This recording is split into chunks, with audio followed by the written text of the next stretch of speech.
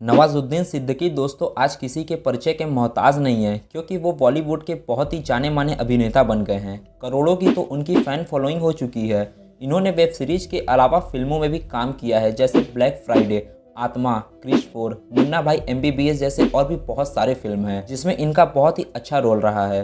लेकिन वो कहते हैं ना कि आज के लोग ऊंचाइयों को देखते हैं, लेकिन उन ऊंचाइयों पर जाने के लिए किन किन कांटों भरी राहों से गुजरते हैं वो नहीं दिखाई देता। नवाजुद्दीन सिद्दीकी की भी कुछ ऐसी ही कहानी है दोस्तों, क्योंकि वो एक ऐसे बैकग्राउंड से बिलोंग करते थे कि उनका फिल्मों की दुनिया में आना शायद ही पॉसिबल हो पाता, लेकिन उनके संघर्षों ने उन्हें इतना आगे तक लाया कि उन्हें खुद ही नहीं पता था कि वो कभी इस मुकाम तक पहुंच पाएंगे। तो चलिए जानते हैं नवाजुद्दीन सिद्दीकी की संघर्ष भरी स्टोरी। उससे पहले चैनल पे नए हैं तो वीडियो को लाइक करके चैनल को सब्सक्राइब कर दे, और नवाजुद्दीन सिद्दीकी की सबसे अच्छी फिल्म कौन सी लगी आप लोगों को कॉमेंट में जरूर बताएं। नवाजुद्दीन सिद्दीकी का जन्म 19 मई 1974 ईस्वी को उत्तर प्रदेश के मुजफ्फरनगर जिले के एक छोटे से गाँव में हुआ। यहीं पर बचपन भी बीता इनका। नवाजुद्दीन सिद्दीकी अपने गांव से इंटर तक की पढ़ाई कंप्लीट की है।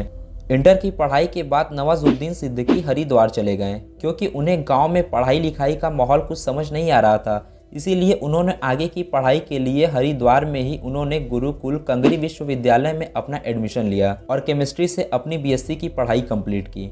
पढ़ाई पूरी कंप्लीट करने के बाद नवाजुद्दीन सिद्दीकी गुजरात के एक कंपनी में केमिस्ट का काम करते हैं। वो गरीब घर से थे, पर इतने भी गरीब नहीं थे नवाजुद्दीन सिद्दीकी कि उन्हें बाहर में केमिस्ट का काम करना पड़े, क्योंकि वो एक वेल ऑफ ज़मींदार किसानों की फैमिली से बिलोंग करते थे। लेकिन अपने करियर के लिए उन्होंने कभी घर से पैसा नहीं लिया, और यही चीज़ उन्हें अंदर से अल्टीमेटली स्ट्रॉन्ग बनाती गई। नवाजुद्दीन सिद्दीकी को ये केमिस्ट के काम में मन नहीं लगता था, पर बात ये था कि अगर वो काम नहीं करते तो जाते कहाँ और क्या करते हैं। इसीलिए उन्हें इन सब कामों को मन को मार कर करना पड़ता था। एक दिन नवाजुद्दीन सिद्दीकी के दोस्त उन्हें फिल्म दिखाने के लिए ले गए, और यहीं से उनकी संघर्ष की कहानी शुरू होती है, जिसके बाद इनकी लाइफ 360 डिग्री चेंज हो जाती है। नवाजुद्दीन सिद्दीकी जब फिल्म देखने गए तो उन्हें वो फिल्म काफ़ी ज़्यादा पसंद आती है। वो उस फिल्म से इतना ज़्यादा इंस्पायर होते हैं कि वो उस मूवी से खुद को रिलेट करने लगते हैं। तब उन्हें ये चीज़ रियलाइज़ होता है कि वो फालतू कामों के लिए नहीं बने हैं, बल्कि वो भी एक्टर बनने के लिए ही पैदा हुए हैं। तो वो इस बारे में अपने दोस्त से शेयर करते हैं, तो उनके दोस्तों ने समझाया कि एक्टर बनना इतना भी आसान काम नहीं है जितना कि वो सोचते हैं।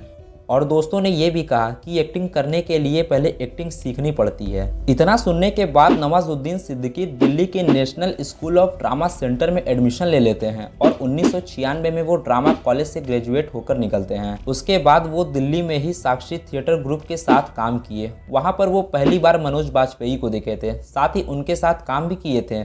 यही नहीं दोस्तों, नवाजुद्दीन सिद्दीकी चौकीदार का भी काम करने में पीछे नहीं हटते थे, इतना जज्बा था उनमें। इतना के बाद सिद्दीकी जी मुंबई चले जाते हैं, जहां पर उन्हें इतना रिजेक्शन देखने को मिला कि उनके सारे दोस्त अपने अपने घर वापस लौट गए, बट नवाजुद्दीन सिद्दीकी वहीं पर अड़े रहे। वैसे मुंबई का तो हाल सबको पता है, इसीलिए वहां पर उनके टैलेंट को पहचानने वाला कोई नहीं था, और मुंबई जैसे शहरों में अच्छे और स्मार्ट दिखने वाले लोगों को ही चांस मिलता था। वहीं नवाजुद्दीन सिद्दीकी के पास ऐसी कोई भी खूबसूरती नहीं थी, जिसकी वजह से उन्हें कोई बड़ा रोल नहीं मिलता था। तब नवाजुद्दीन सिद्दीकी अलग अलग फिल्म शूटिंग की ओर भागते रहे, ताकि उन्हें कोई अच्छा काम मिल सके। वो जिस भी शूटिंग में पहुंचते थे तो वहां के डायरेक्टर और प्रोड्यूसर यही पूछते थे कि तुम क्या करने आए हो। तब नवाजुद्दीन सिद्दीकी कहते फिरते थे कि मैं एक एक्टर हूँ। तो डायरेक्टर और प्रोड्यूसर कहते थे कि दिखने में तो लगते नहीं हो कि तुम एक एक्टर हो। इतना के बाद उन्हें वहां से भगा दिया जाता था। उन्हें इतना ज़्यादा रिजेक्शन देखने को मिलता था दोस्तों कि यकीनन उनके जगह कोई और होता तो वो वापस लौट जाता। नवाजुद्दीन सिद्दीकी को इतनी बार मना किया गया था कि वो भी कह देते थे कि उन्हें ना सुनने की अब आदत हो गई है। कभी कभी उन्हें लगता था कि वो सब कुछ छोड़कर वापस गाँव अपने अम्मी और अब्बू के पास आ जाए, बट वो सोच में पड़ जाते थे कि आखिर मैं गांव जाकर क्या करूंगा, क्योंकि उन्हें एक्टिंग में इतना मन लगने लगा था कि एक्टिंग के अलावा उन्हें दूसरा कोई काम ही पसंद नहीं था। यही सब सोचकर नवाजुद्दीन सिद्दीकी वापस रुक जाते हैं और फिर से अपने काम के तलाश में निकल जाते हैं। वो कहते हैं ना, जो लोग अपना सफ़र काफ़ी नीचे से तय करते हैं, आगे चलकर वो उतने ही ऊपर तक जाते हैं। मतलब कि नवाजुद्दीन सिद्दीकी को 1999 में सूल फिल्म में वेटर और सरफरोश फिल्म में मुखबिर का रोल मिला। इनकी एक्टिंग लोगों को इतनी पसंद आई कि सिद्दीकी भाईजान उस समय लोगों के लिए एक स्टार बन चुके थे। उन्होंने उस समय लगातार एक नहीं 4 फिल्मों में काम किया, जिसके बाद उन्हें राष्ट्रीय पुरस्कार से सम्मानित किया गया। धीरे धीरे उनकी भी स्थितियाँ बदली और वो फर्श से अर्श तक जाने लगे। तभी सिद्दीकी जी ने एक इंटरव्यू में बताया कि जब वो मुंबई में रहते थे तो सुबह का खाना खाने के बाद शाम को खाने के लाले पड़ते थे। उन्होंने कहा कि कई बार उनका मन ये सब छोड़कर गांव चले जाने के लिए करता था, लेकिन वो ये सोच कर नहीं जाते थे कि क्या मुंह दिखाएंगे अपने अम्मी अब्बू को। इसीलिए उन्होंने लास्ट डिसीजन लिया कि अब मरना भी यही है और जीना भी यही है। इसके बाद एक डायरेक्टर अनुराग कश्यप ने नवाजुद्दीन सिद्दीकी का नाटक देखा तो उन्हें ये चीज़ काफ़ी पसंद आया, तो अपनी एक नई फिल्म ब्लैक फ्राइडे में उन्हें काम दिया। इस मूवी से नवाजुद्दीन सिद्दीकी को अपनी और ज़्यादा क्षमता दिखाने का मौका मिला।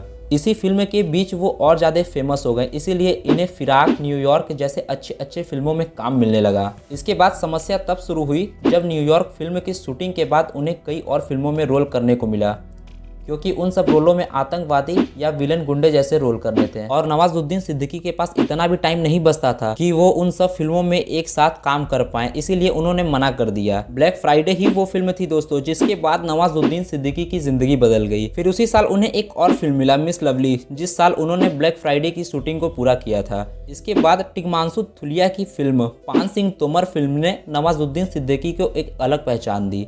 इसके बाद नवाजुद्दीन सिद्दीकी कभी पीछे मुड़कर नहीं देखे।